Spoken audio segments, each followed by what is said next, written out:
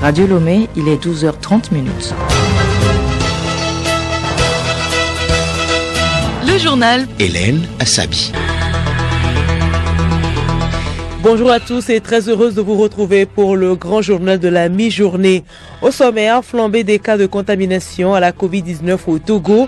Le gouvernement réuni en Conseil des ministres hier a pris de nouvelles mesures. Elles concernent notamment les rassemblements de masse à découvrir dans ce journal. Promotion de l'équité genre, la présidente de l'Assemblée nationale a lancé hier à Lomé la plateforme virtuelle 1000 jeunes filles. Le projet initié par l'UNFPA, Plan international Togo, vise à accroître l'émancipation des femmes togolaises.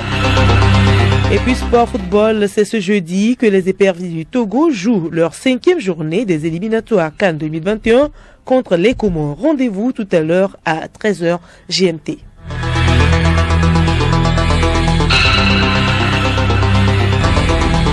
radiolomé.tg. Mesdames et messieurs, une fois encore, bonjour. Réunion du Conseil des ministres hier à Lomé sous la houlette du chef de l'État, Faure Sosmna Gnassingbé. Le Conseil a examiné 4 projets de décret, écouté 3 communications et procédé à des nominations. Au titre des décrets, le Conseil a examiné et adopté un projet de numérisation des moyens de paiement de l'administration. Des précisions avec le ministre en charge de la communication, Akoda Ayewadan du gouvernement.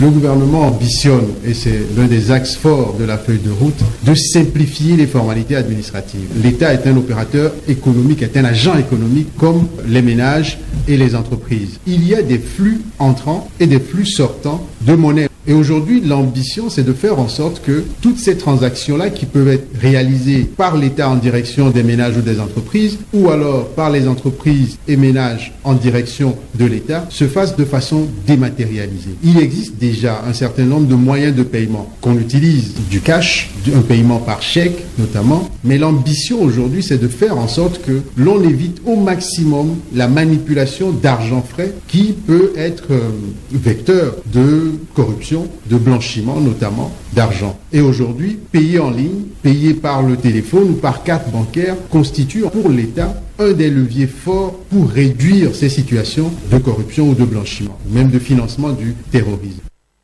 Autre décret examiné, celui portant création, organisation et fonctionnement de l'École nationale supérieure de police. Et dans le cadre de la protection de l'environnement, le gouvernement veut réduire les gaz à effet de serre à travers la stratégie nationale RED+ au Togo. Et pour ce faire, le gouvernement mise sur la reforestation. Sur le plan sanitaire, le gouvernement a planché sur la flambée de cas de Covid-19 ces derniers mois. Pour faire face à cette augmentation, de nouvelles mesures restrictives ont été prises. Ministre Christian Trimoy des droits de l'homme, de la formation à la citoyenneté, des relations avec les institutions de la République. Communiqué du gouvernement. Notre pays observe une augmentation du nombre de cas de Covid-19 depuis le début de l'année 2021. Au 23 mars, le Togo totalise 9 145 cas et 105 décès. Le Grand Lomé abrite 70% du nombre total de ces cas et pratiquement la même proportion des nouveaux enregistrés depuis le 1er janvier 2021. Face à cette préoccupante flambée, sur les recommandations du Conseil scientifique et les résultats des différentes consultations, le gouvernement prend les mesures suivantes. 1. Redynamisation du groupe mixte de surveillance Covid-19, GMS, par un renforcement d'au moins 1000 personnes issus de la composante force de défense et de sécurité pour intensifier la surveillance, la prévention et les interventions. 2. Accélération de la campagne de vaccination avec la mise en place d'une stratégie mobile, notamment en délocalisant la vaccination en tout lieu où cela est nécessaire dans le Grand Lomé, dans le respect des critères d'âge. 3. Interdiction de tous les rassemblements de masse, notamment les sports de masse, les cérémonies funéraires, les mariages, les événements culturels, les campagnes publicitaires, les concerts, les réceptions. 4. Respect de la limite stricte de 15 personnes au maximum pour les enterrements. 5. De manière spécifique et non exhaustive, les rassemblements constatés dans les lieux suivants sont strictement interdits. La place Bonquet, le local du réseau Tienne à Casablanca, les agences de la Lonato, le carrefour Limousine à Avedi et la liste de ces lieux pourra être complétée au besoin. 6. Renforcement du contrôle au niveau des points de passage aux frontières. 7. Maintien de l'interdiction de l'accès à la plage. Les contrevenants s'exposent à des sanctions conformément aux lois et règlements en vigueur au Togo. 8. Contrôle renforcé du respect des mesures barrières à l'entrée des marchés avec une présence des forces dédiées. 9. Renforcement du contrôle du respect du nombre de passagers et du respect du port de masques et des gestes barrières dans les transports. 10. Renforcement de la surveillance, de la veille dans toutes les institutions, les administrations publiques, les entreprises publiques et privées, par la réactivation des comités de veille avec une implication des premiers responsables. 11. Instruction est faite au ministre de s'assurer du bon fonctionnement des comités de veille, du respect des mesures édictées et d'en rendre compte. 12. Renforcement de la surveillance des lieux de culte. Obligation de port de masque et respect des mesures barrières à l'intérieur des lieux de culte. Interdiction des prestations des chorales et groupes musicaux avec fermeture immédiate en cas de non-respect des mesures édictées. 13. Renforcement de la surveillance des bars avec la fermeture immédiate en cas de non-respect des gestes barrières. 14. Recours de manière privilégiée à la vente à emporter dans les bars, les restaurants et cantines. 15. Application immédiate des sanctions en cas de non-respect des mesures édictées conformément aux lois et règlements en vigueur dans notre pays. 16. Poursuite des consultations et analyses afin d'envisager un couvre-feu dans les jours à venir selon l'évolution de la situation. 17. Le gouvernement met en garde contre toute désinformation sur les médias et sur les réseaux sociaux et rappelle que leurs auteurs s'exposent à la rigueur de la loi. 18. Le gouvernement appelle l'ensemble de la population à une extrême vigilance et à un respect scrupuleux des mesures édictées et invite la population cible, c'est-à-dire celle de plus de 50 ans, à se faire massivement vacciner afin d'atteindre rapidement le seuil nécessaire à l'acquisition de l'immunité collective qui nous permettra de faire face à cette pandémie. Fait à Lomé, le 24 mars 2021, le gouvernement. Et justement, en raison de ces nouvelles mesures prises par le gouvernement pour lutter contre la Covid-19, la Direction générale de la Loterie nationale togolaise porte à la connaissance de son aimable clientèle que le paiement des gains subira des aménagements. En conséquence, les parieurs sont priés de respecter les strictes mesures barrières pour faire face à la pandémie. Écoutez Radio Lomé et vous avez tout le Togo dans votre maison. 3 audiences hier à la primature. Madame Victoire Tomiga Dogbe, chef du gouvernement, a d'abord reçu Alphonse Ibi Kouagou, administrateur de la Banque mondiale Groupe Afrique 2.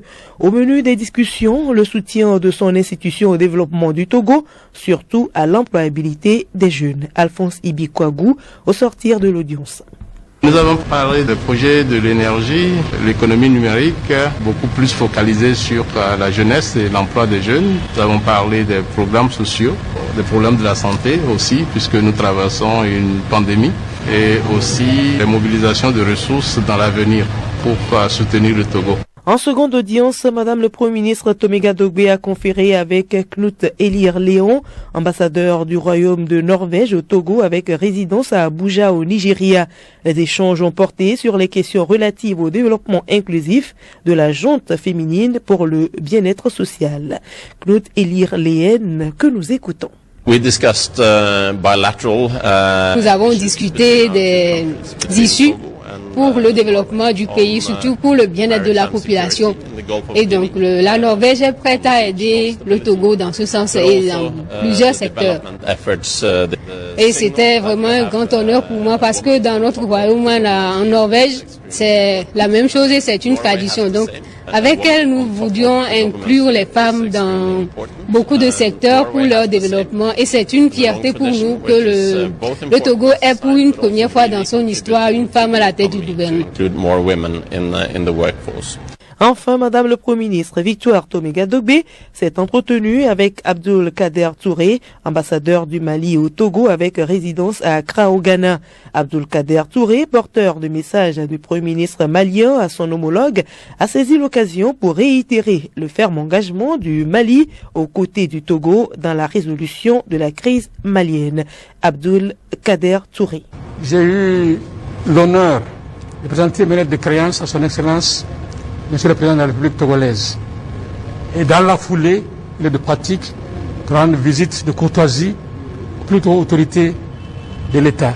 C'est dans ce cadre que je suis venu à Madame le Premier ministre, que j'ai d'abord félicité pour la confiance que le Président de la République a placée en elle à ce poste-là, et aussi lui transmettre les salutations fraternelles de son homologue du Mali, son Excellence le Premier ministre Mokhtar Ouane, et aussi l'engagement du Mali à être auprès du Togo pour aider le Togo à nous aider à sortir de la situation que connaît notre pays. Mais nous savons aussi qu'avec l'aide des pays frères comme le Togo, nous trouverons tous les ressources internes pour ressurgir, parce que le Mali, comme le Togo, est un vieux pays. Activité à l'Assemblée nationale, la présidente Yawa Djigbodi Tchegan a procédé hier au lancement officiel de la plateforme virtuelle 1000 jeunes filles. Charlotte Ahar. Ce panel qui regroupe 6 pays, à savoir le Bénin, le Ghana, le Burkina Faso, la Guinée, le Libéria et le Togo, est un cadre propice aux femmes et jeunes filles africaines pour conjuguer leurs actions et propositions relatives aux droits de la femme, ceci pour leur plein épanouissement. Madame Josiane Yagibou, représentante du Fonds des Nations Unies pour la population. C'est une plateforme qui va servir à 1000 jeunes filles de différents pays, de 5 autres pays en dehors du Togo. Et nous nous sommes rendus compte au cours de cette cérémonie officielle de lancement que c'est une plateforme qui va au-delà de ces pays-là pour toute l'Afrique. Et aujourd'hui, le Togo vient de réaliser une étape importante dans le parcours de la génération égalité qui célèbre donc les 25 ans de Beijing qui aura lieu donc à Paris en juin 2021. Et c'est une étape importante parce qu'il faut qu'au cours de ce forum, il faut que les voix des filles africaines soient entendues. Ces 1000 filles vont continuer à alimenter la plateforme et alimenter la discussion virtuellement à partir de maintenant jusqu'en juin 2021. Par son appui, Plan International Togo compte accélérer le processus de promotion du leadership des filles, mais également de l'égalité des droits de toute personne. Madame Awa Faliba, représentante résidente de Plan International Togo. Nous avons voulu au niveau du Togo avoir ce chapitre national sous l'auspice des plus hautes autorités nationales afin de continuer ensemble le travail de promotion du leadership des filles, mais également de l'égalité et des droits de toutes les personnes. C'est donc dans ce cadre-là que Plan International et UNFPA ont ce compagnonnage au niveau du Togo, et dans la perspective de la célébration de Beijing plus 25, nous travaillons ensemble sur cette campagne Génération Égalité. Vous savez que Plan International a également une campagne qui s'appelle Aux filles l'égalité. Donc nous nous retrouvons sur ce terrain pour le leadership des filles et la transformation de nos sociétés africaines. La présidente de l'Assemblée nationale a saisi l'occasion pour remercier les partenaires et le chef de l'État pour les différentes actions entreprises en matière du genre et des droits de la femme. Elle appelle les femmes à s'engager dans cette lutte pour le respect de leurs droits. Yawa Djigbodi Tchegan, présidente de l'Assemblée nationale. En ce qui concerne spécifiquement la jeune fille, la vision du président de la République est de répondre aux priorités, aux besoins de parité dans l'éducation, dans la formation et dans l'apprentissage. Mon engagement en faveur d'un leadership féminin éclairé réside dans ma conviction intime selon laquelle, individuellement ou collectivement, chaque génération de femmes doit prendre part à la lutte pour le respect de ces droits. Alors je vous invite à élever vos esprits pour apporter votre fleur à la beauté de la société dans laquelle vous vivez. Je tiens à remercier tous ceux qui ont contribué à la mise en place de cette plateforme virtuelle, très utile dans ce contexte difficile de la pandémie de la COVID-19.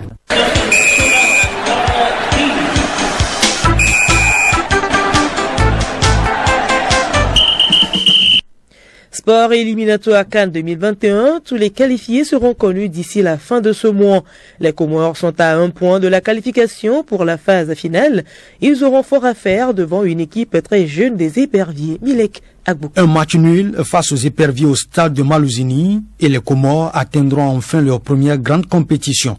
Un moment historique attendu par tout un peuple, mais reste à savoir si les jeunes de Claude Leroy ne vont pas saisir eux aussi leur occasion pour prouver aux sélectionneurs qu'ils sont aussi capables et qu'on peut compter sur eux. Comores-Togo, c'est un match assez ouvert pour les deux sélections. Le coup d'envoi est prévu pour 13h GMT, soit 16h heure locale. Cette 5e journée des éliminatoires de la Coupe d'Afrique des Nations 2021, reportée en janvier 2022, a débuté mercredi dernier avec 6 matchs au programme. Déjà qualifiés pour la phase finale, le Cameroun, pays hôte, le Sénégal, l'Algérie, la Tunisie et le Mali. 2 autres sélections ont rejoint les qualifiés. Il s'agit du Burkina Faso qui a réussi à faire match nul avec l'Ouganda 0-0. La Guinée a su l'essentiel et la qualification face au Mali. Malmené par le Mali à Conakry, la Guinée est finalement sortie vainqueur 1-0 du choc du groupe A. Déplacement complètement raté en revanche pour Madagascar. Alors qu'ils avaient l'occasion de se qualifier en cas de victoire, les hommes de Nicolas Dupuis se sont mis en difficulté en sombrant 4-0 en Éthiopie. Avec ce succès, l'Éthiopie s'empare des commandes du groupe K avec 2 points d'avance sur les Baréas et sur la Côte d'Ivoire qui se rend ce vendredi au Niger. Les Malgaches joueront donc leur qualification mardi prochain à domicile contre le Niger, pendant que l'Éthiopie se rendra en Côte d'Ivoire.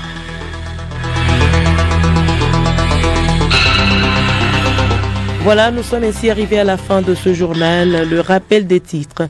Flambée des cas de contamination à la Covid-19 au Togo. Le gouvernement réuni en Conseil des ministres hier a pris de nouvelles mesures. Elles concernent notamment les rassemblements de masse.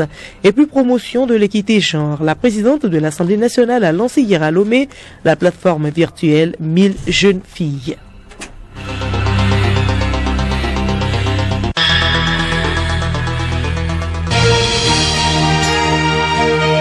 Radio Lomé, boîte postale 434, email radiolomé@radiolomé.tg. Radiolomé.tg